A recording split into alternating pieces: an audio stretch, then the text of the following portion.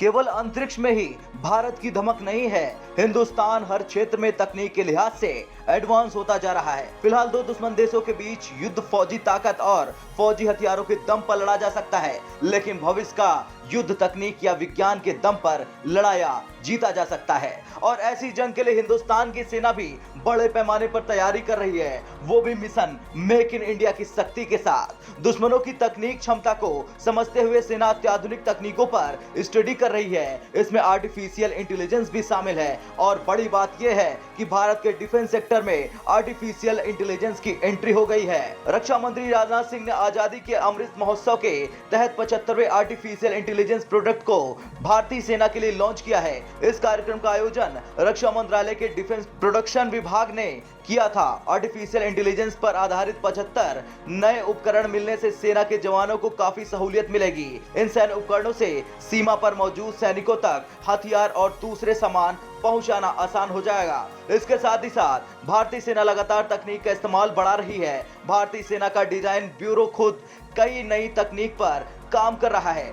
सेना में आधुनिक तकनीकों का उपयोग तेजी से बढ़ रहा है। अभी पाकिस्तान सीमा पर पेट्रोलिंग के लिए रोबोट लगाया गया है, जिसे साइलेंट संतरी का नाम दिया गया है। इसकी कई खासियत है। दूसरी तरफ ऐसे मानव रहित वाहन का ट्रायल चल रहा है जो युद्ध के वक्त सेना के बहुत काम आ सकता है। ये दिन रात किसी भी मौसम में निगरानी रखता है। इसे जम्मू कश्मीर में पाकिस्तान बॉर्डर पर तैनात किया गया है। आर्मी डिजाइन ब्यूरो ने इसका डिजाइन देसी उद्योग के साथ भी शेयर किया है ताकि बड़ी संख्या में इसका प्रोडक्शन किया जा सके। चलिए अब जानते हैं साइलेंट संतरी है क्या।